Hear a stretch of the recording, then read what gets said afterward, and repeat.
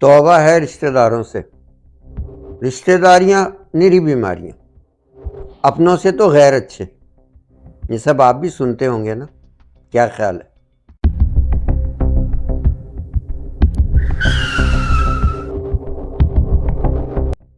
السلام علیکم ناظرین، میں نجیب الرحمان اپنے چینل رک جائے پہ آپ کو خوش آمدید کہتا ہوں۔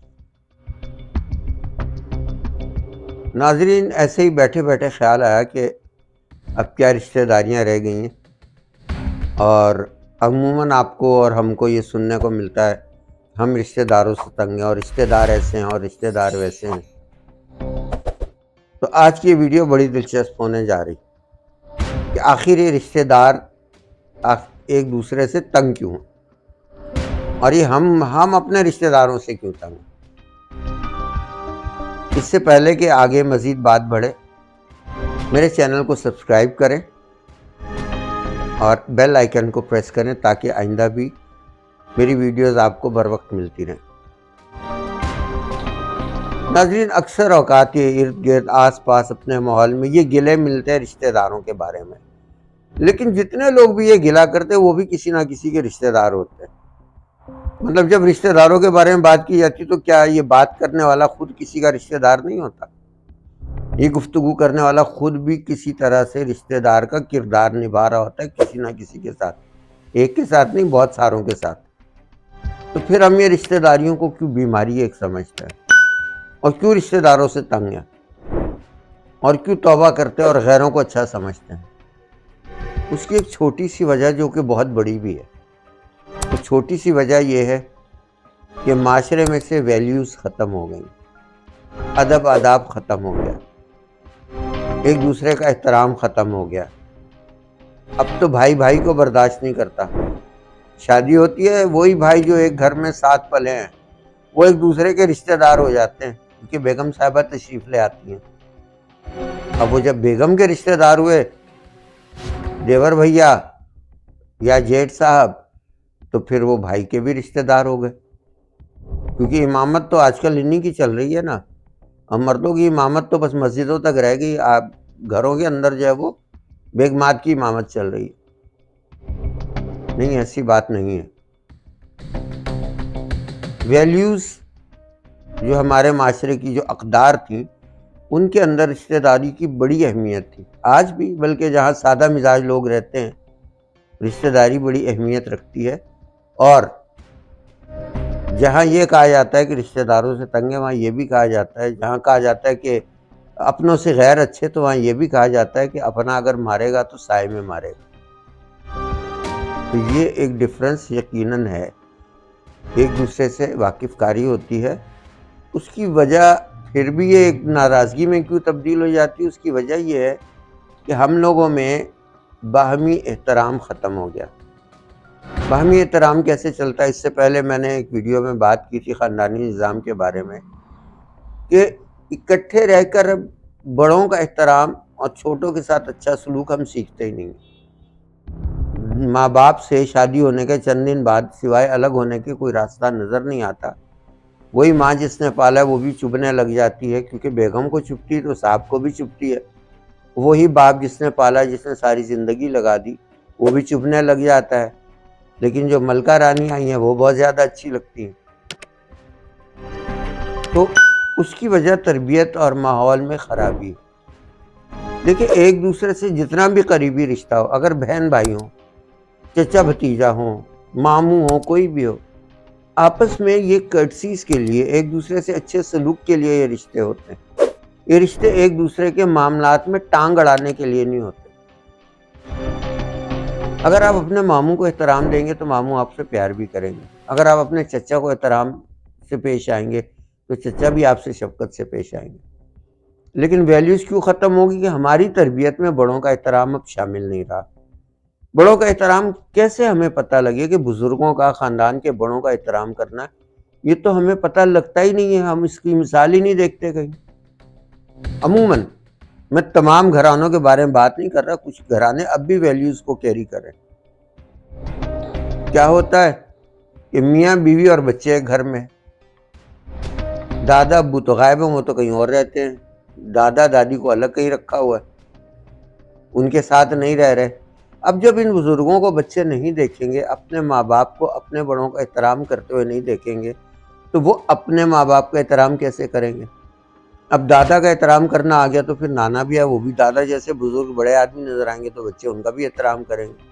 یا رشتہ داروں میں، دور کے رشتہ داروں میں کوئی بزرگ آدمی نظر آئے گا تو بچوں کے ذہن میں بیٹھ چکا ہوگا، کیونکہ ان کے گھر میں ایک بزرگ موجود ہوگا، اس کا احترام کیا جاتا ہوگا، یا ایک بزرگ خاتون موجود ہوں گی، اس کا احترام کیا جاتا ہوگا، تو بچوں کی ٹریننگ ہو جائے گی احترام کرنے کی۔ لیکن کیا ہے کہ اب وہ موجود ہی نہیں ہوتے تو بچوں کو پتہ بھی نہیں لگتا، جب وہی بچے بڑے ہوتے ہیں تو کسی رشتہ دار کے لیے کوئی جگہ نہیں۔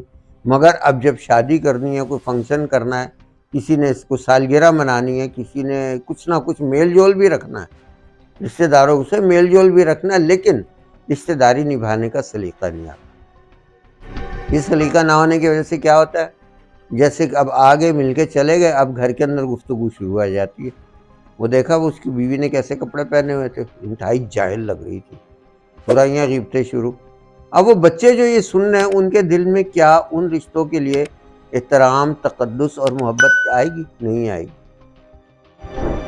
شوہر کو خاص طور پہ ٹیز کرنے کے لیے، اگر ٹیز نہیں کرنا ہو تو لائن پہ رکھنے کے لیے، اپنی بہن کو دیکھا تھا تم نے کیسے تمہارے بچے کو جھٹک دیا؟ ہاں، بچے کو جھٹک دیا، رگ پکڑی تھا۔ سیاست دان ہوتی ہیں بعض خواتین تو بالکل۔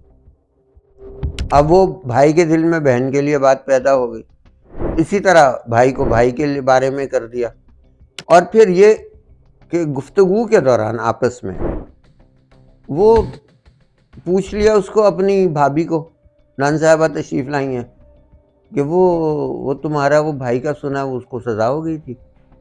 یعنی وہ چیز ضرور پوچھنی ہے تاکہ اس کو بلیٹلنگ کی جائے، اس کو چھوٹا اور نیچا دکھایا جائے، یا یہ دکھا ارے تمہارا وہ فلانا رشتہ دار ملا تھا، وہ سنا ہے ریڑھی لگاتا ہے، وہ کیوں بتا رہے ہو؟ اس طرح ہم چھیڑ چھاڑ رشتہ داریوں میں رقابتیں ہم نے خود پالی۔ رشتہ داری اور رقابت ایک ساتھ نہیں چلتی۔ رقابتیں جو ہم آپس میں ایک دوسرے سے رکھتے ہیں، اس سے رشتہ داریاں خراب ہو جاتی ہیں، اور رشتہ داری قیامت کے دن دامن گیر ہوگی۔ پہلے ایسے ہوتا تھا کہ اگر کوئی ایک رشتہ دار غریب ہے، وہ اپنی بیٹی کا رشتہ طے کرتا ہے۔ بعض جگہوں کے اب بھی ہے، وہ لوگ جو ہماری طرح ترقی یافتہ نہیں ہیں، شہر والوں کی طرح، وہاں پہ بیٹی کا رشتہ صاحب نے طے کر دیا، اور خود انتہائی غریب ہے، 2 وقت کی روٹی میسر نہیں ہے۔ اب شادی کا خرچہ اور بیٹی کا جہیز ہے، پتہ ہی نہیں چلتا تھا، رشتہ دار مل کے اچھا یہ میں دے دوں گا، پلنگ میں دے دوں گا، پلنگ اور گدا اور یہ بیڈ روم کا سامان میں دے دوں گا، کچن کے برتن ایک دوسرا رشتہ دار آفر کر دیتا، جس کو اللہ نے توفیق دی۔ کوئی کیا کر دیتا، وہ بندہ جس کے پاس کچھ بھی نہیں، کوئی کھانے کا انتظام کر دے، مل ملا کے وہی رشتہ داری ہی کام آتی وہاں پر، اور اس طرح بچی عزت سے رخصت ہو جاتی، مہمان نوازی بھی ہو جاتی، بچی کو بھی اچھے حال میں بھیجا جاتا۔ یہ رشتہ داری اور برادری، کیونکہ رشتہ داری جب دور کی ہو جاتی تو پھر وہ برادری بن جاتی ہے۔ تو یہ رشتہ داریاں نبھانے میں دکھ سکھ کا ساتھ، اچانک کوئی ایک شخص کو پتہ چلے جو فلاں کے والد صاحب کو ہارٹ اٹیک ہو گیا، سارے رشتہ دار بھاگے پہنچے، جو ایک دوسرے سے محبت کرنے والے، انہوں نے کیا کیا، جیب میں کچھ رقم بھی اچھی خاصی ڈال لی کہ پتہ نہیں ان کے پاس ہے یا نہیں ہے، تو وہاں بھی رشتہ داری ہی کام آتی ہے۔ تو ہم نے بلا وجہ رشتہ داری کو چڑ بنا لیا۔ ہم خود بھی کسی کے رشتہ دار ہیں اگر لوگ ہمارے رشتہ دار ہیں۔ رشتہ دار کوئی عذاب نہیں ہوتے، صرف رویے برے ہوتے ہیں۔ رویوں کو اگر اچھا کر لیں تو رشتہ داری بڑی کام کی چیز ہے۔ رشتہ داری، ہاں، اس کا میں نے جو اس ویڈیو کا ٹائٹل دیا ہے کہ بیماریاں، رشتہ داریاں اور بیماریاں۔ رشتہ دار بیماری نہیں ہوتے، لیکن بیماری اور رشتہ داری کا تعلق ہے۔ رشتہ داری بیماری سے شفا ہوتی ہے۔ یہ بھی بڑی حیرت کی بات ہے کہ رشتہ داری بیماری سے کیسے شفا ہوتی ہے۔ اگر کوئی بندہ زیادہ بیمار ہو اور اس کو اللہ نے بہت کچھ دیا ہو اور خطرناک قسم کی بیماریوں میں مبتلا ہو، تو دیکھے یا سوچے کہ میں نے کن کن سے قطع رحمی کی ہے۔ قطع رحمی آپ سمجھتے ہوں گے کہ قطع تعلق کر لینا۔ بعض رشتہ داروں سے قطع تعلق اس لیے کر لیا جاتا ہے کہ وہ غریب ہوتے ہیں۔ بعض کی تو مجبوری ہوتی ہے، بد زبان اور جاہل ہوں گے تو بندہ قطع تعلق تو نہ کرے، لیکن تھوڑا اپنی عزت بچانے کے لیے پیچھے ہٹ جانا پڑتا ہے۔ اس کے باوجود بھی، لیکن جب وہ بھی تکلیف میں ہو کسی دکھ میں اور بیماری میں اچانک یہ فلاں کے ساتھ یہ مسئلہ ہو گیا تو کنسیڈر کرنا پڑتا ہے۔ بہرحال اگر خود ایک صاحب ثروت انسان کسی بیماری میں مبتلا ہوتا ہے تو پہلے تو یاد کرے کہ کس گاؤں کس دیہات سے میرا تعلق ہے، میں شہر میں آ کے سب پچھلوں کو بھول گیا ہوں، مجھے تو اللہ نے بہت کچھ دے دیا لیکن پیچھے بڑے بڑے غریب لوگ پڑے ہوئے، کوئی مہلک بیماری لا علاج بیماری لگی ہوئی ہو، ایسی مثالیں موجود ہیں، یہ بلا وجہ نہیں کہہ رہا، زندگی میں دیکھا ہے۔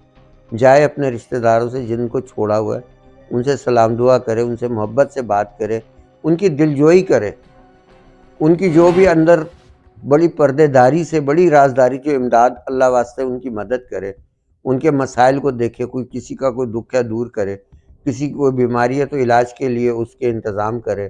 جب ان سب کا دل خوش کر دے گا نا، پھر اپنے ٹیسٹ کروا لے تو اپنی بیماری یا تو ختم ہو چکی ہوگی یا بالکل کم ہو چکی ہوگی، مرض دور ہو جائے گا۔ تو رشتہ داری اور بیماری کا یہ رشتہ ہے، اور ویسے بھی فزیکلی بھی جب بندے کے اوپر مصیبت آتی ہے، آفت آتی ہے، اچانک کوئی ناگہانی اٹیک ہو گیا، اچانک پتہ چلا کہ کوئی بڑی خطرناک بیماری لگی ہے، تو ایسے میں کیا ایدھی میں بھاگتے ہیں؟ رشتہ دار ہی آتے ہیں جو مل جل کے اچانک آپریشن کرنا ہے، ڈاکٹر نے دے دیا کہ جی وہ 10 لاکھ روپیہ لگ جائے گا یا 5 لاکھ روپیہ لگ جائے گا آپریشن پہ، اور جس غریب کا آپریشن ہونا اس کے پاس کچھ بھی نہیں ہے، تو اپنے ہی مل کے کرتے ہیں۔ اس وقت رشتہ داری کی ویلیو پتہ لگتی ہے جب بندے پہ کوئی مصیبت آتی ہے۔ تو اس لیے رشتہ داری اور بیماری کا رشتہ پازیٹیو ہے، نیگیٹو نہیں ہے، اس کا ضرور خیال رکھیں۔ اور رشتہ داروں کا جوڑا ہوا دل جو ان کے دلوں سے غریب رشتہ داروں کے خاص طور پہ دعا نکلتی ہے۔ اللہ کے نبی صلی اللہ علیہ وآلہ وسلم نے فرمایا کہ تمہیں تمہارے ضعفاء کی وجہ سے، یعنی ضعیف، کمزور، مالی طور پہ کمزور لوگوں کی وجہ سے رزق دیا جاتا ہے، یعنی جو امیر اور متمول اور خوشحال لوگ ہیں ان کو رزق ضعیف لوگوں کی وجہ سے دیا جاتا ہے، کیونکہ وہ ان کا رزق اللہ تعالیٰ کی طرف سے آزمائش ہوتا ہے کہ تم اس کے راستے میں کتنا خرچ کرتے ہو۔ ناظرین، بہرحال حاصل کلام یہ ہے کہ رشتہ داری کو زحمت نہیں، اللہ کی رحمت سمجھنا چاہیے۔ آپ اچھے رویے رکھیں، جو آپ سے برا رویہ رکھتے ہیں انشاءاللہ ان کا بھی رویہ اچھا ہو جائے گا۔